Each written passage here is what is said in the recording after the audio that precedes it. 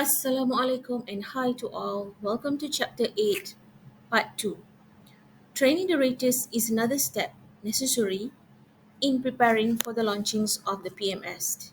Training not only provide participants in the performance management system with needed skills and tools to do a good job implementing it, but also helps increase satisfactions with the system.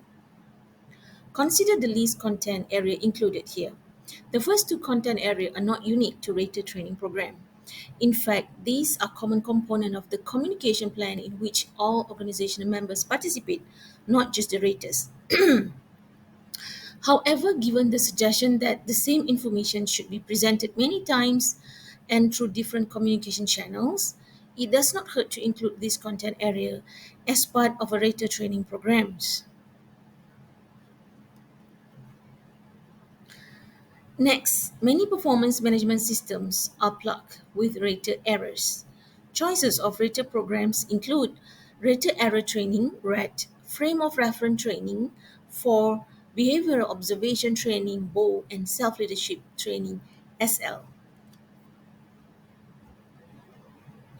Accordingly, the goal of rater error training, or RAT, is to make raters aware of what rating errors they are likely to make and to help them develop strategies to minimize those errors.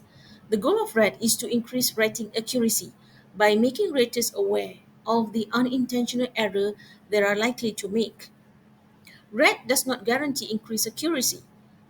Raters do become aware of the possible error they can make, but because many of the errors are intentional, simple awareness of the error does not mean that errors will not be made. This error includes the following list. Just take a few examples. Similar to me error. Similarity leads to attraction so that we intend to favor those who are familiar to us. Contrast error occurs when if an absolute measurement system is in place, supervisor compare individual with one another instead of again predetermined standards.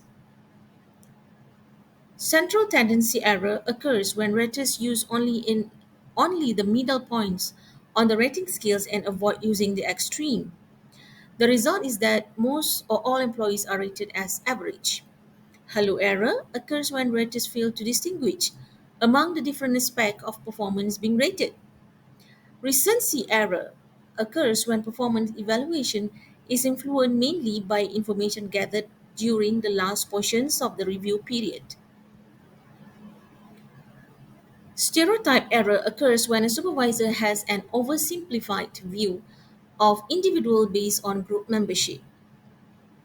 Next, to minimize the intentional errors previously discussed, we must focus on the rater's motivation.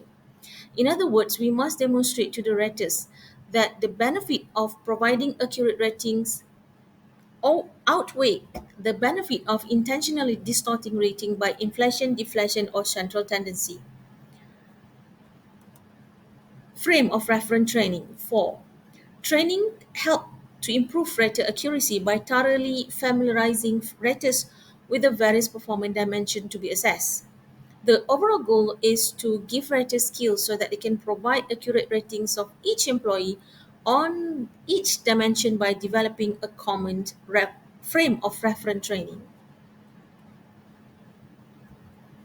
Behavioral observation training is another type of training program implemented to minimize unintentional rating errors. BO focuses on how raters observe, store, recall, and use performance information. Fundamentally, this type of training improves raters' skills at observing performance.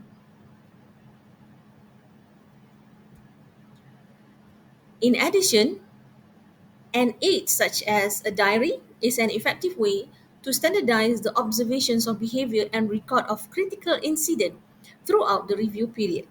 And last but not least, self-leadership training. SL training is to improve raters' confidence in his or her ability to manage performance. Self-leadership training technique include positive self-talk, mental imagery, and positive belief and thought patterns. The assumption is that if there is an increase of self-direction, self-motivation, and confidence, there will be increase in accuracy. With that, thank you.